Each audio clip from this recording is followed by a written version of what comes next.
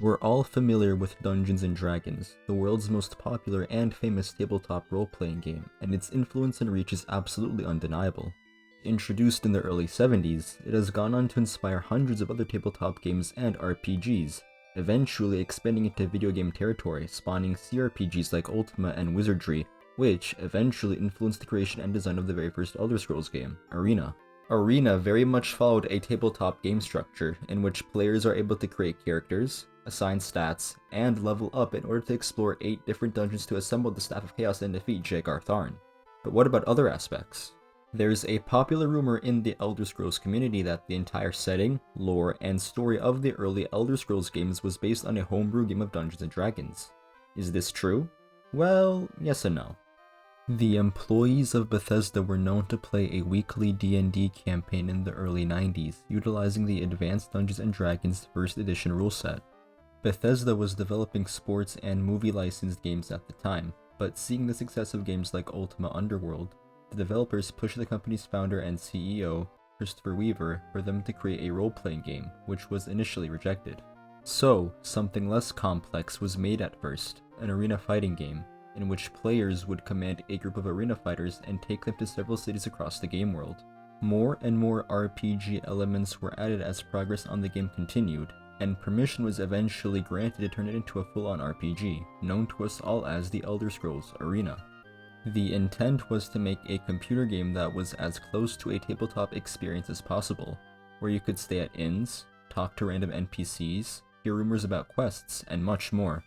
As far as we can tell, Tamriel didn't actually exist before development on the game started, and was created solely for the purposes of the game.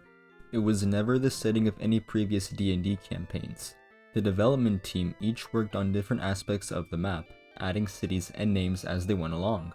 The story of Arena was also completely original, and not based on any specific campaign from those days. It is unknown what lore aspects, if any, carried over from homebrew games. That's not to say there wasn't any other D&D influence.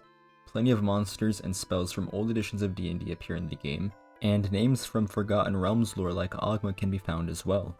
Vijay Lakshman, one of the lead developers for Bethesda back then, had the idea of adding expansion packs to the game in the vein of adventure modules for D&D. Arena would serve as a core campaign, and over time, there would be additional campaigns that would be available to download and add on to the base game, like an early version of modern-day DLC.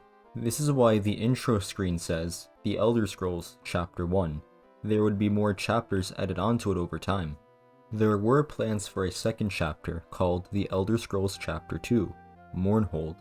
The Mournhold city description mentions an evil that resides underneath the city that drives its residents mad, and how dead bodies seem to mysteriously vanish. And the second chapter would build off of this, featuring a castle ruled by a vampire, much like Castle Ravenloft. The expansion concept was eventually abandoned in favor of true sequels, though we actually see this idea implemented nowadays with the Elder Scrolls Online, which releases a new chapter every year, featuring new stories and locations.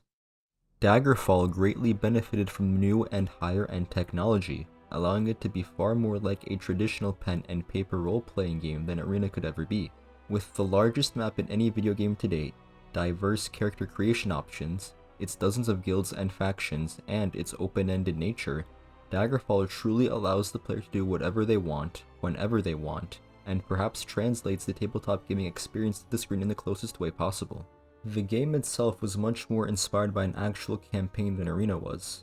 Another campaign dungeon mastered by Julian LaFay during this time centered around the Cameron Usurper, an actual figure in lore that led an undead army throughout the western provinces of Tamriel in the Third Era.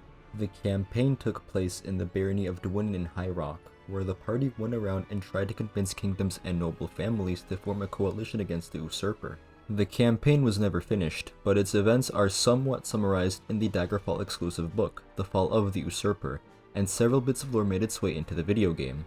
In the campaign, Ted Peterson played a character called Oathrock, who later became the Baron of Dwynn and is mentioned in The Fall of the Usurper, and Vijay Lakshman played a character called Banis Galarian, who was later implemented into the lore as the founder of the Mages Guild. The game also featured several locations and families from the campaign, most notably the Durrani clan. What wasn't implemented from the homebrew campaign were certain deities like Ebenarm.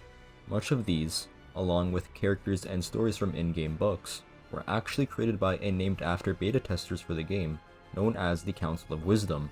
Bethesda didn't have the money to pay them at the time, so they instead immortalized them within the world and lore of the game. Future installations eventually shifted away from the original vision of pen and paper games translated directly into video game format in favor of more simplistic game mechanics for broader appeal. Still, it's pretty cool to look back on the origins of the Elder Scrolls and its early inspirations.